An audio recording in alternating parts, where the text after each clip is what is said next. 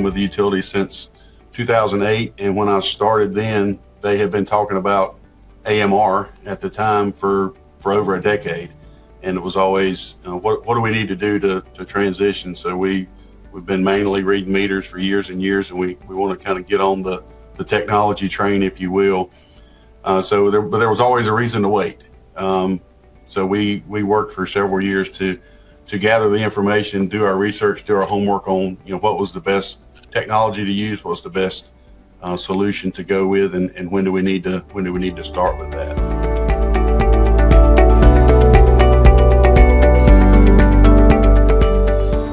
So we're located in Salisbury, North Carolina, the county of Rowan. You can kind of see on the map there, we're roughly halfway between the larger cities of Charlotte and Greensboro, kind of the triad with Winston-Salem there along the I-85 corridor. So we currently have around 23,000 water customers, and we are a city department, but we serve municipalities throughout Rowan County, including the city of Salisbury, as well as the towns of China Grove, Granite Quarry, Rockwell, Spencer, and East Spencer, as well as unincorporated areas throughout Rowan County. And you can see in the kind of the map there of our county that Salisbury is kind of the hub in the center, and then we kind of have spokes of the wheel that go out to those other what we call client communities.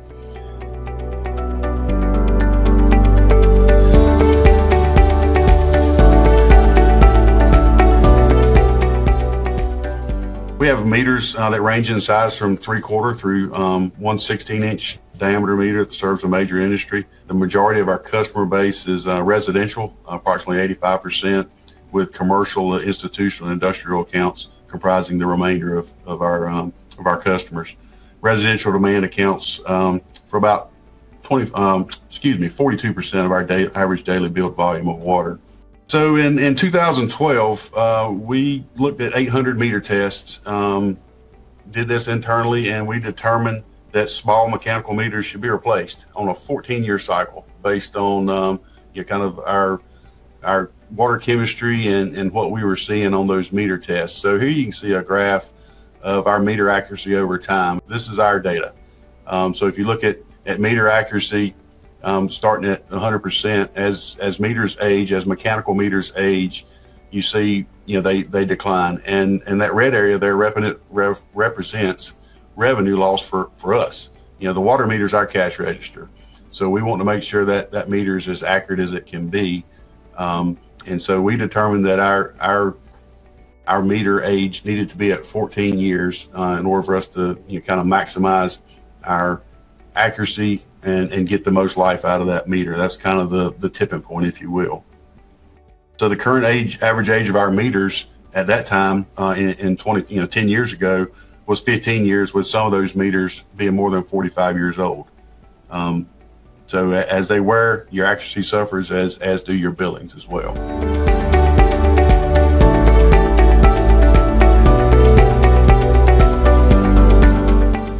I mentioned that they've been talking about converting when I started here in 08 for many years, and so they had really scaled back their meter changeout. We didn't really have a meter changeout program. We were changing out stock meters essentially, so we were only changing approximately 500 meters a year.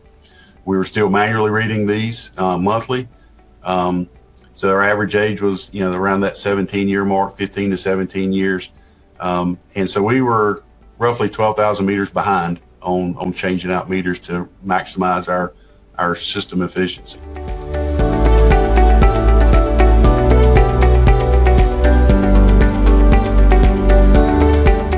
We wanted to minimize our deployment scope and system maintenance.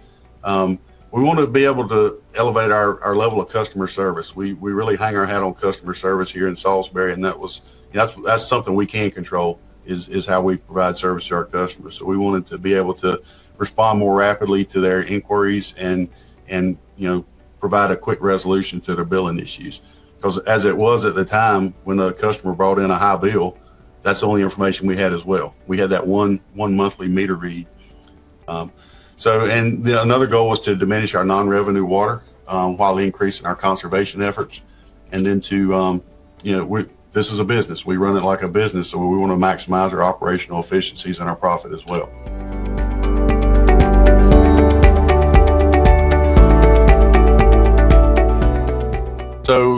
fast forward to 2012, after we had done our meter analysis and realized what, kind of what our meter age needed to be. We realized we needed to do a meter changeout project. So what direction did we want to go? We put out an RFQ to evaluate proposals for an AMR, is what we were thinking at the time, which eventually ended up being an AMI project. 5 meter companies submitted qualifications for those. And then the Badger E-Series ultrasonic meters with Orion endpoints were what were selected for a pilot scale for us. This was prior to cellular AMI being an option, so that was later added. So one of the towns I mentioned earlier that we provide service to is the town of China Grove. So we identified that as a large-scale pilot project deployment. It represented at the time roughly 10% of our overall system. So we consider this a full-scale pilot project.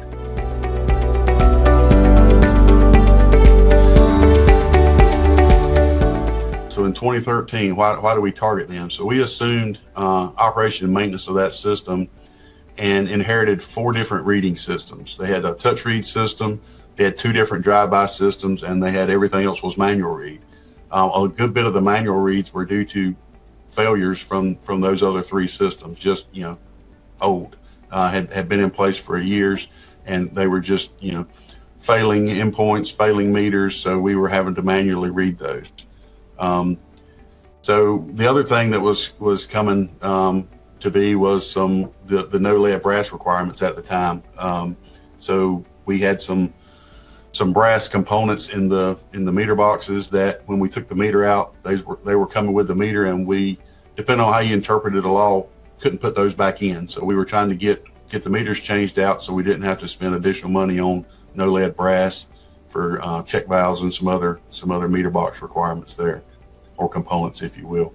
So it was taking us about 128 man hours per month to read roughly 1,850 meters.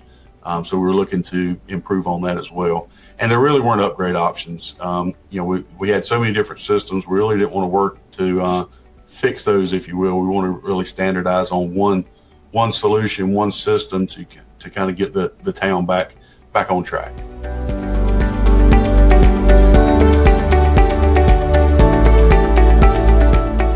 So stepping forward to calendar year 2014, we've installed nearly 1,800 of the E-Series meters, the ultrasonic meters with migratable Orion endpoint transmitters.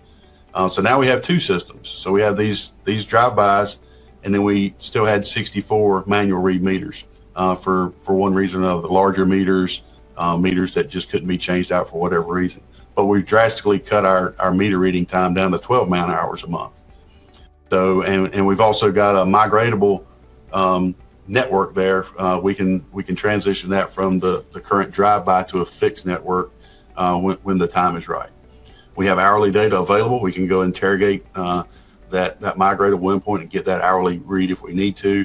We're also getting the leak and tamper alarms, with those ultrasonic meters, and we were able to complete this change out in 22 working days, which kind of was driven by the no lead requirements. So we were sprinting to the finish line on this one. So step forward another year, calendar year 2015. The remaining meters have now been upgraded in China Grove.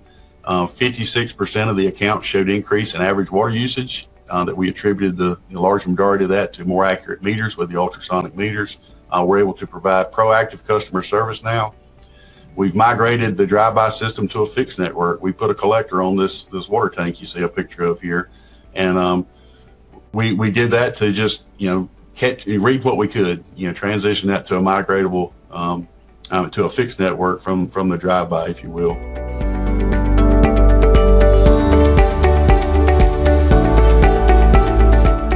So I'll take this opportunity to mention that when we did prop studies on our entire system, we were coming up to 32, 33 plus collectors that would be needed for our system. The way it's I showed you the map of kind of our hub with the spokes going out of the wheel. So we were facing having to put in nearly 3 dozen collectors throughout Rowan County in order to read all our meters at full deployment. So that was something we were still evaluating.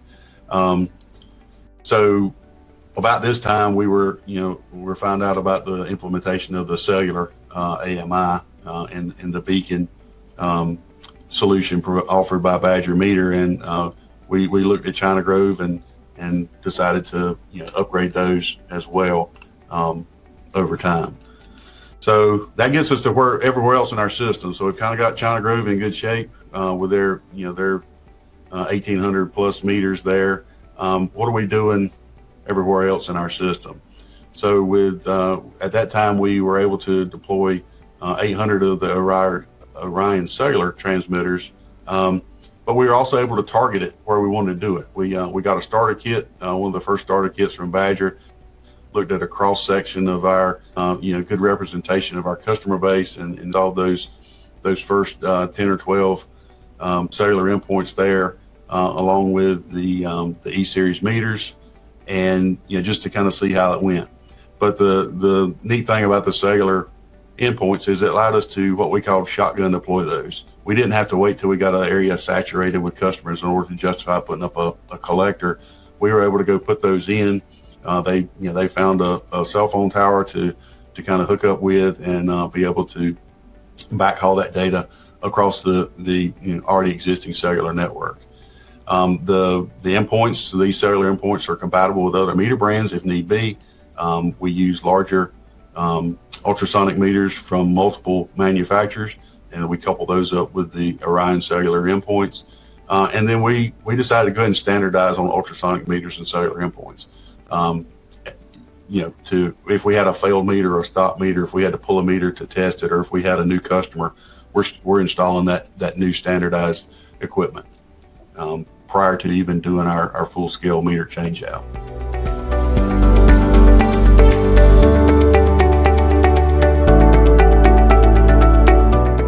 We saw increased revenues, which was a goal. So we were pleased to see that, but how did we do? Let's get down. I'm an engineer. We like data. So what do we do? What's our report card look like? So the China Grove pilot project showed an average annual increase in revenue of about 8% due to these new 5/8 inch meters. They're more accurate. They're not the old positive displacement or mechanical meters that were there before. And so based on these findings, we estimated system-wide revenue increases. So if you look at the little table on the right here, we kind of broke these out. And how we looked at that is we looked at 12 months of data after the meter changeouts in the town of China Grove that the customer didn't change. So we assumed their usage patterns would be similar. And we looked at 12 months after changeout, the first 12 months after it was changed out. So we had a full year's worth of data on customers that didn't change. All the other, if a customer had a move in, move out, or it was a new installation, we didn't include that data.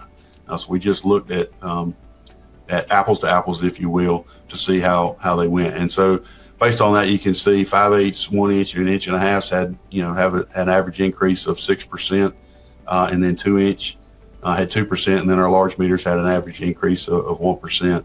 So this resulted in a volume weighted annual average increase of 4.2%.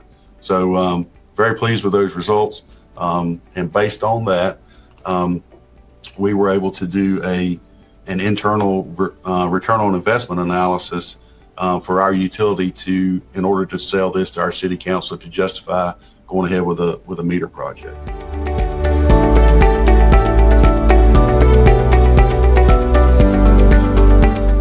So this was another one of our goals of the project, was to be able to allow our customers access to their water usage data. Here's a slide just shows you our customer portal.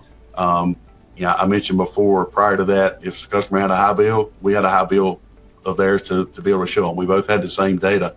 Now we both still have the same data. We have a lot more data at our hands, but customers can go create an account and look at their usage as well. This just happens to be a school, so we've got permission to show their data here of their usage patterns. They can see how they're doing, look at their history.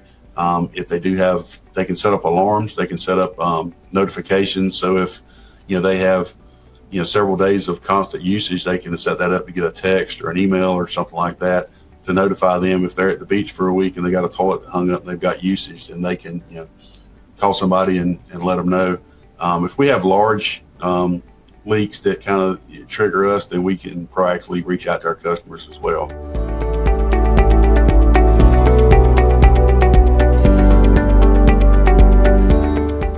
We were sold pretty early on the ultrasonic meter technology and the benefits that come with that.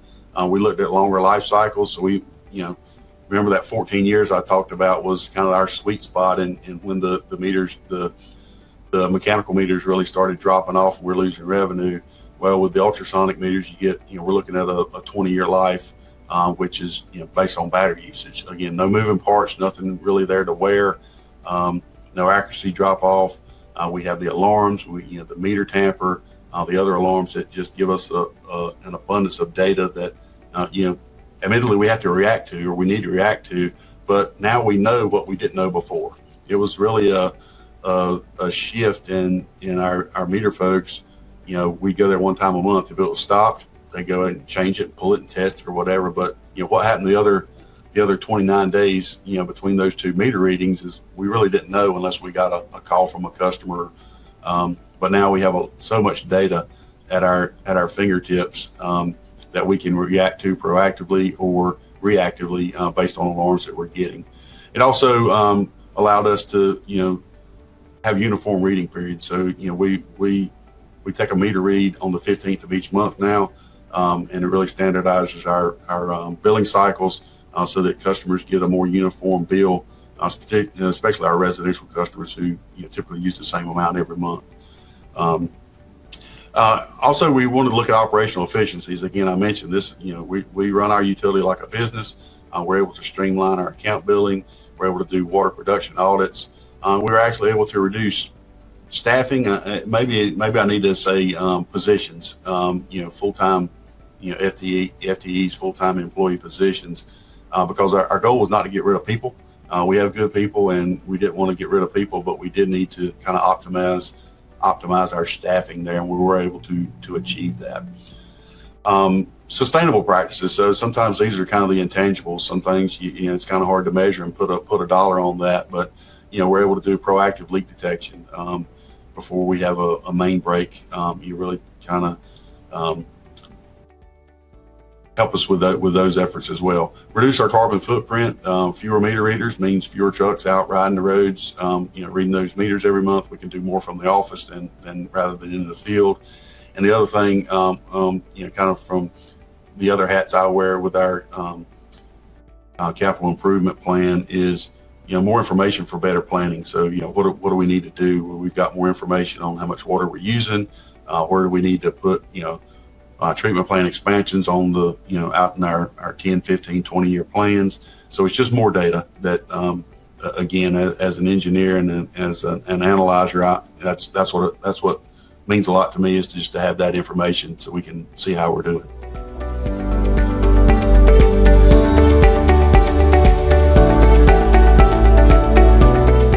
We previously had 7 meter readers that were manually collecting our readings each month for those, 23,000 meters.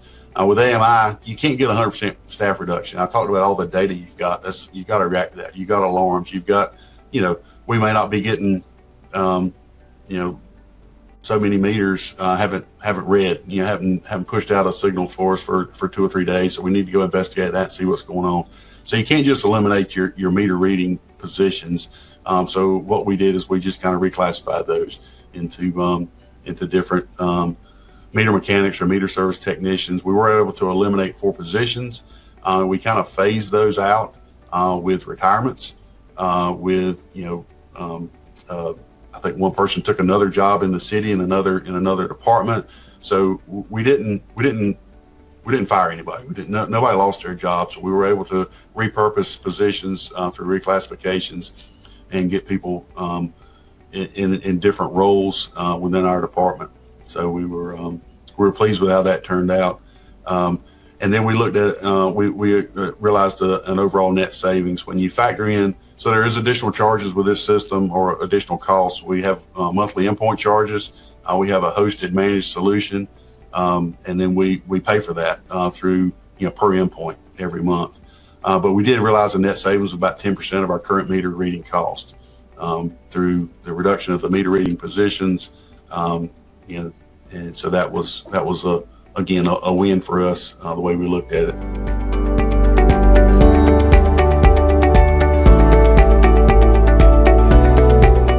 So we projected that our total project cost was going to be around $7.2 million. That's what we presented to our council with our return on investment analysis. But we were also projecting, based on the results of the China Grove pilot project, additional annual revenue in the order of about $785,000 a year, based on more accurate meters.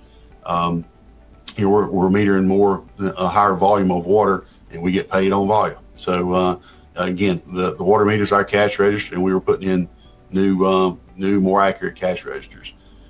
So our net meter reading annual savings was around $40,000 a year, what I just mentioned. So we reduced our meter reading annual cost, but we've got those endpoint fees in there to account for.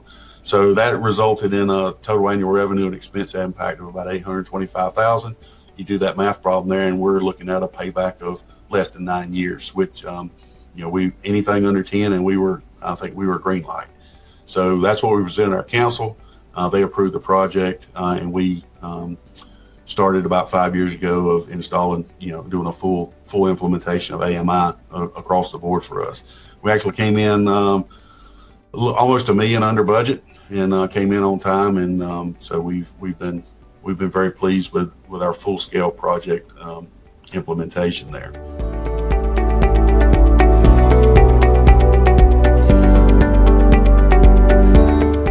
One was we needed to change out our meters. We knew that. We had been putting that off for a while, waiting on some type of new meter solution to implement in Salisbury. So we were still manually reading all those old mechanical meters. So we knew we needed to do a meter change out. What do we want to, kind of piggyback on that?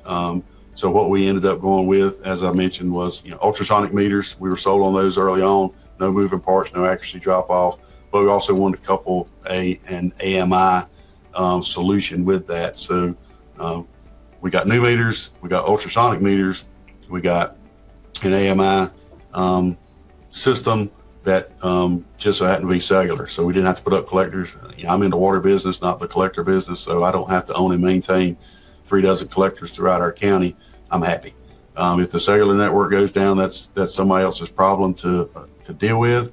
But it's a pretty critical network that's going to get restored pretty quickly, as we see from time to time when there are issues with it. They're jumping on that, and they're getting that back into service pretty quick. Our pilot project was successful. The town of China Grove, 4.2% revenue increase after year one. That's a thumbs up. That's a win for us. We're able to enhance our customer service. We're able to be proactive on occasion to let our customers know they may have an issue. We're able to go back and look at their historical usage patterns. Even if they don't take advantage of the customer portal, our customer service representatives have that information, and we can usually walk them back through why they may have a high bill and show them when it occurred, and they can have an aha moment and say, oh yeah, I had family in for the holidays, I filled my pool, oh yeah, we had left the garden hose on in the garden for a couple hours, forgot about that. That's why that is. Even if they don't take advantage of the customer portal today, folks expect to be able to get to that information when they need it. If they don't have a high bill, they don't need it, but when they do, they expect to be able to create an account, get that information, and we're able to offer that. Improved system management, at the administrative level of our utility, we're able to make more informed, better informed decisions, given the amount of data we've got. And it represented a new day, a new level of sustainable practice for our utility. We mentioned the intangibles and the Go Green initiative that we're seeing a lot of over the last decade or so. And so we're reducing our carbon footprint, and that's a citywide initiative, so we're able to contribute to that. And then at the end of the day, it's all about the payback. So our initial investment, we're well on track to get that paid back in actually less time than what we originally projected, of about 8.7 years.